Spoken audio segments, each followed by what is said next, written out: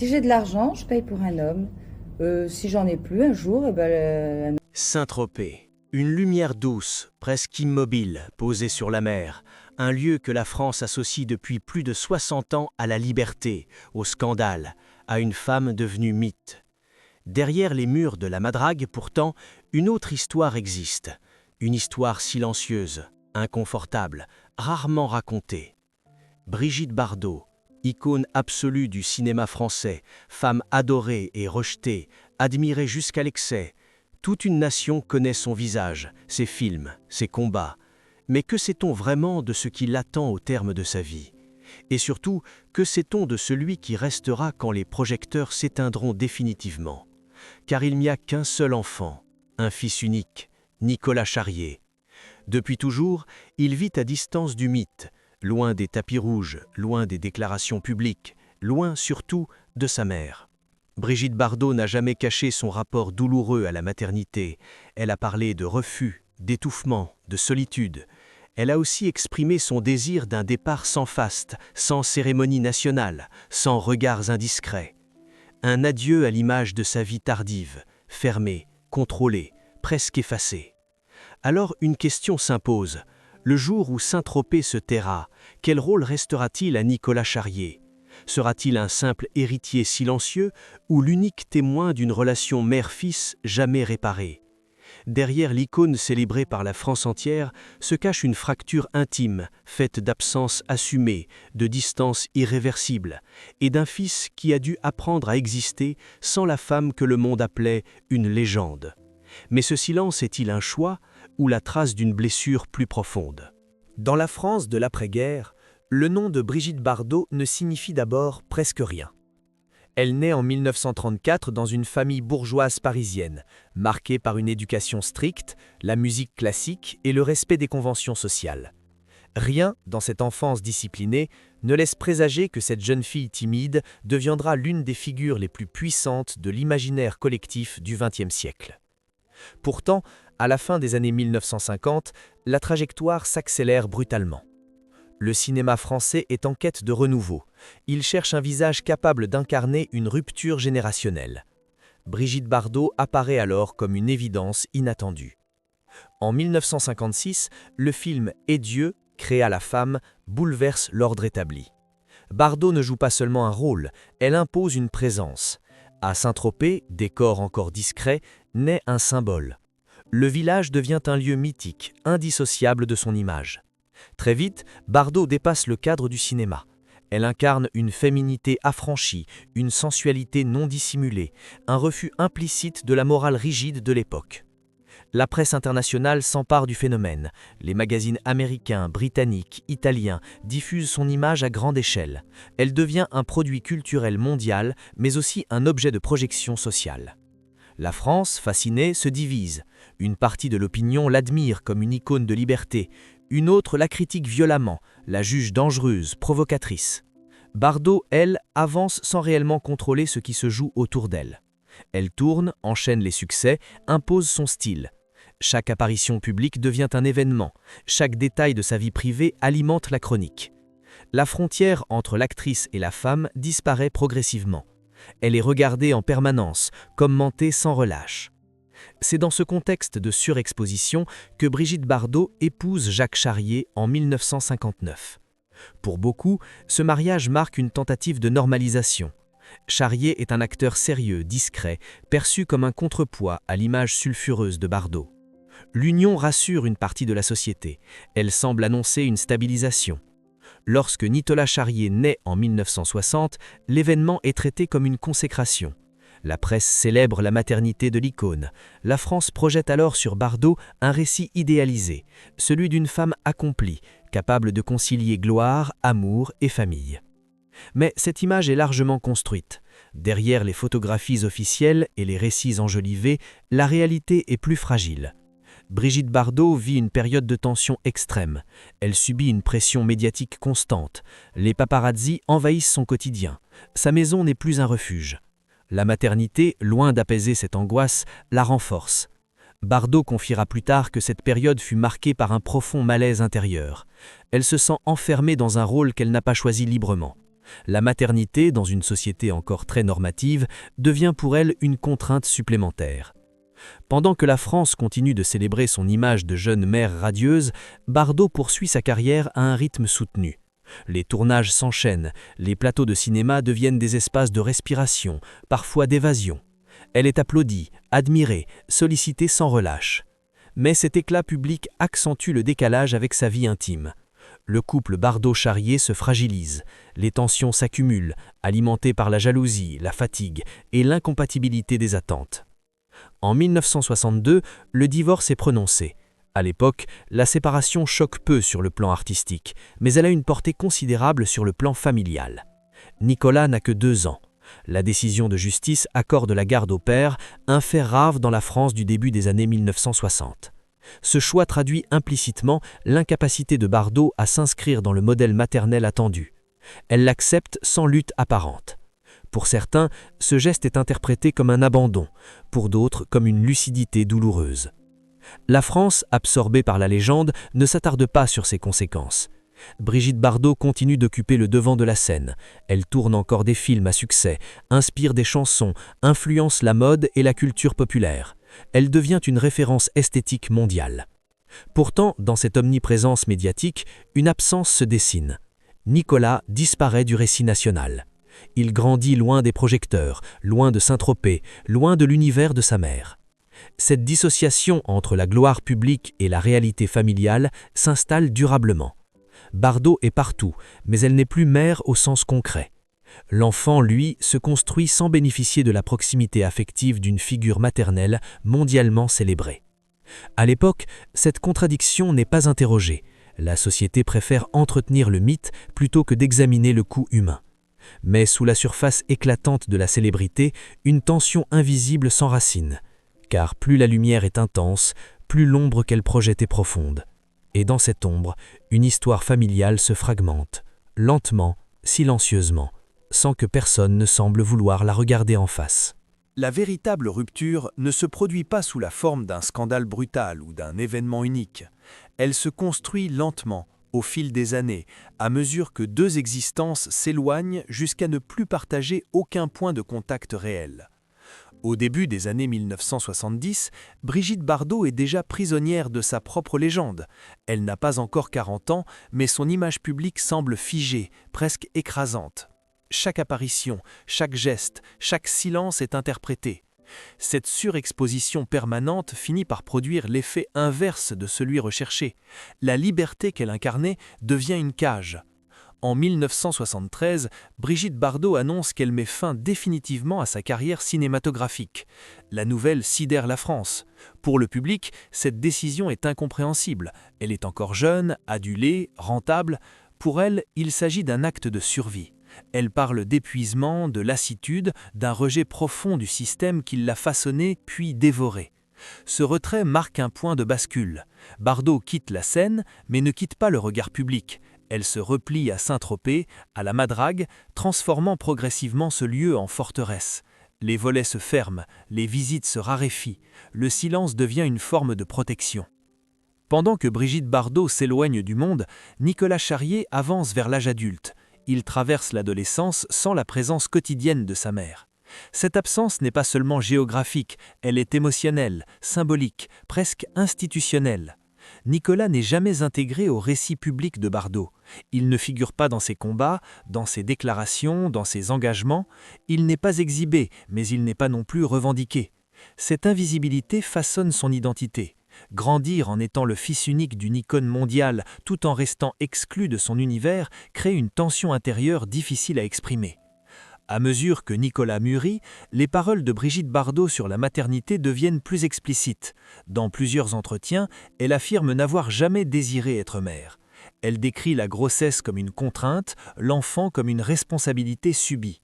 Ces propos, largement relayés par la presse française, provoquent un malaise durable.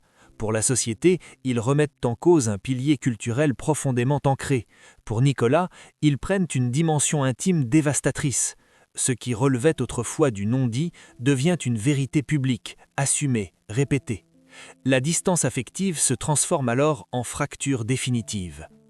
La relation mère-fils ne connaît aucun processus de réparation visible. Aucun témoignage ne fait état d'une tentative de rapprochement durable. Nicolas choisit le silence.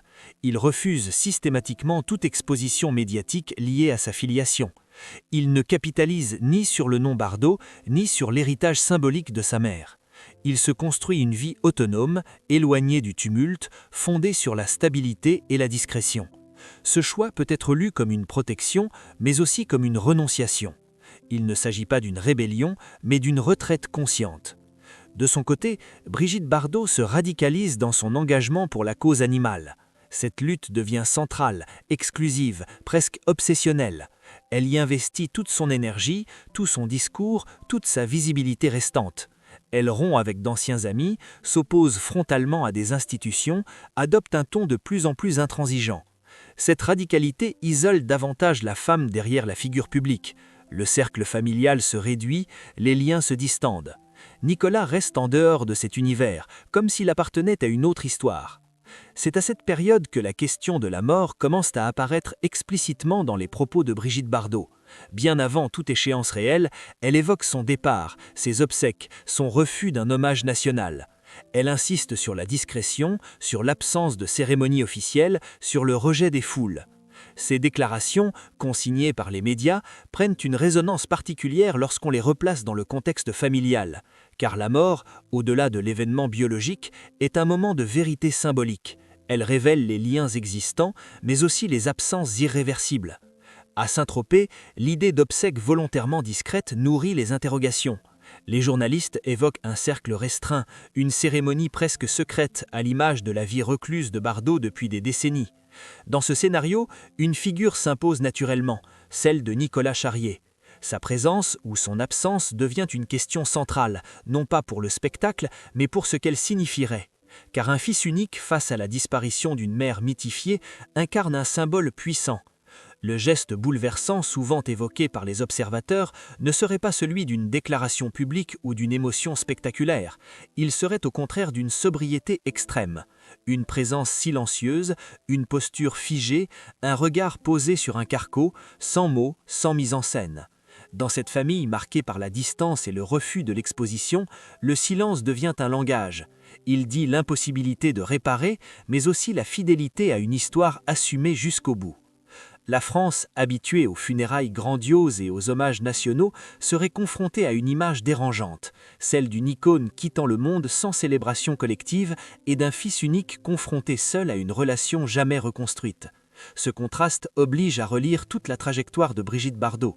La liberté qu'elle a revendiquée avec force s'est accompagnée d'un prix intime. Ce prix ne s'exprime pas en scandale, mais en absence durable. À mesure que le temps passe, la question devient inévitable. Peut-on refuser un rôle fondamental sans transmettre les conséquences, sans laisser une trace indélébile dans la vie de l'enfant concerné ?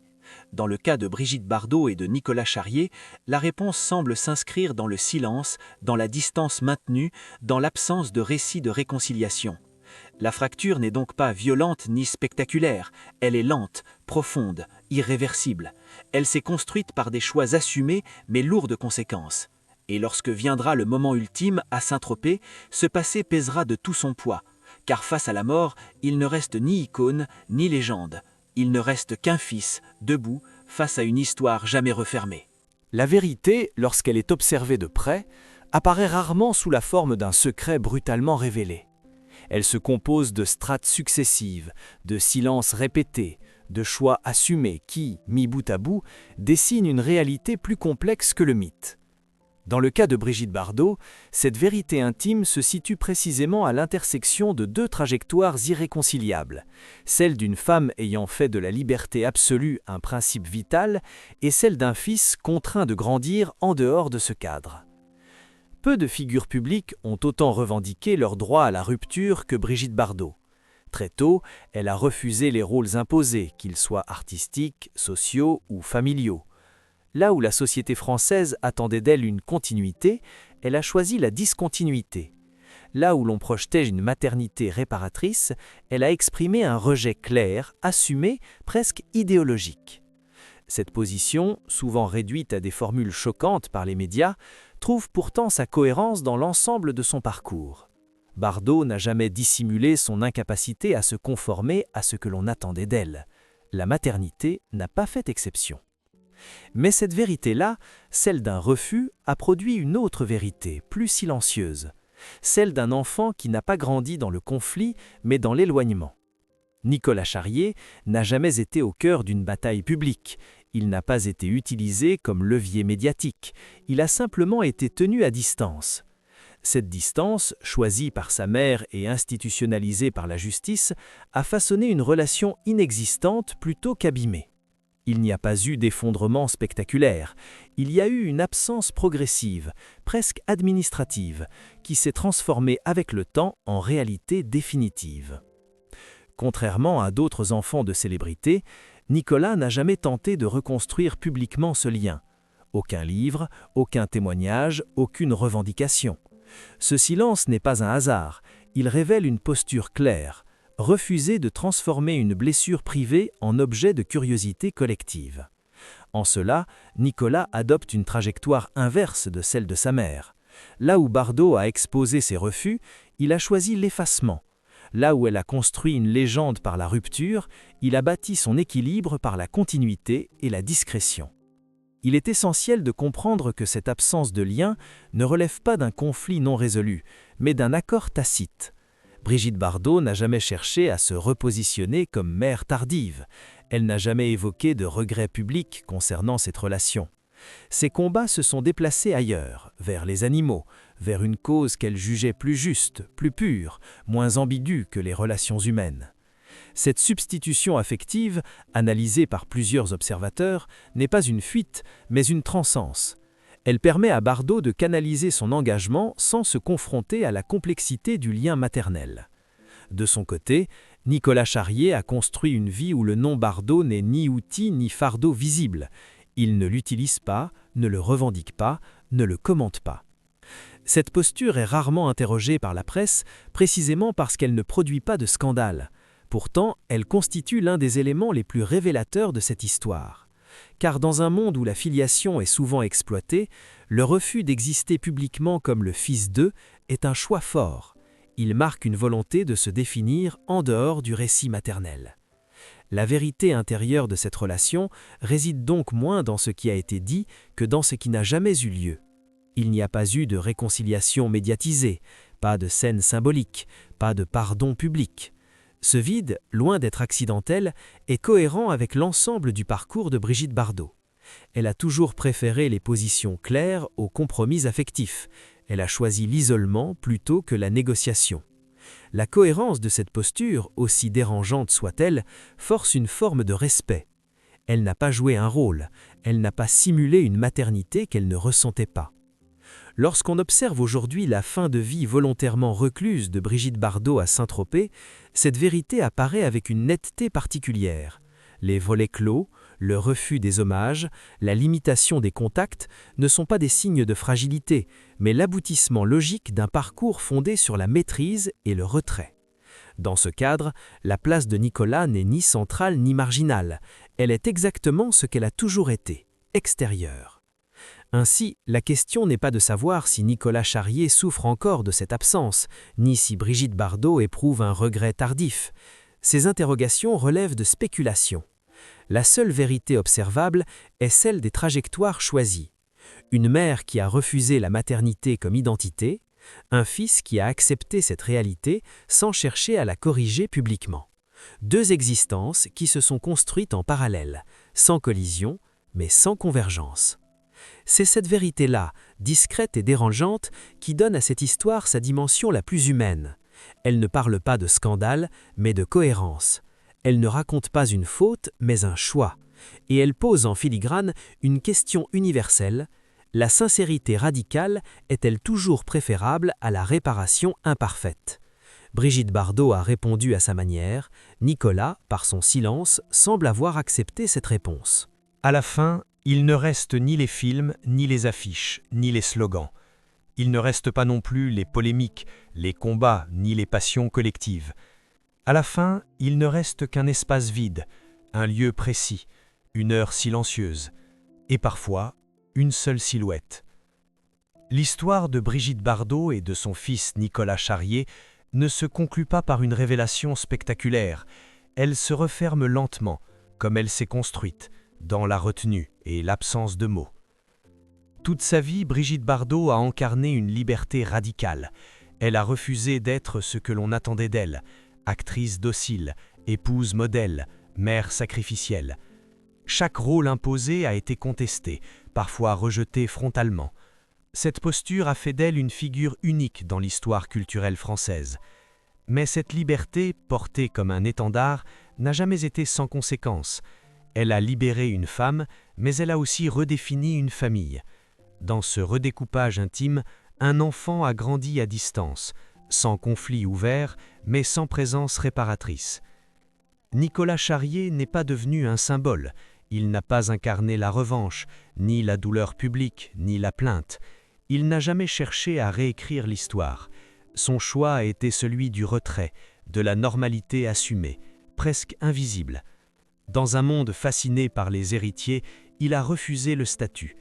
Ce refus n'est pas un effacement, c'est une position morale, celle d'un homme qui a compris très tôt que la réparation ne passerait ni par les médias ni par les discours.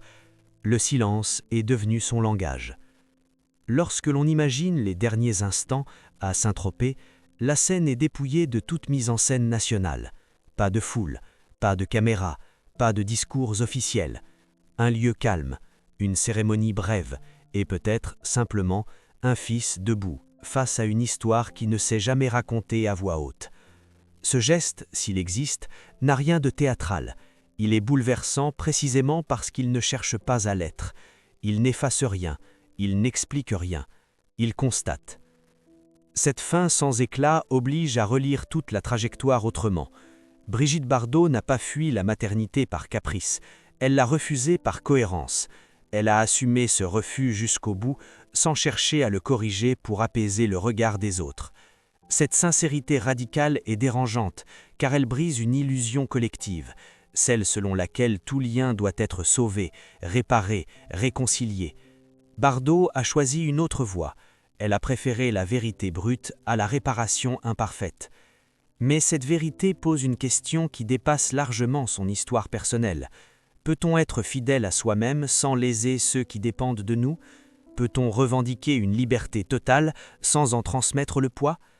Nicolas Charrier est la preuve vivante que ses choix laissent des traces durables, même lorsqu'ils sont assumés.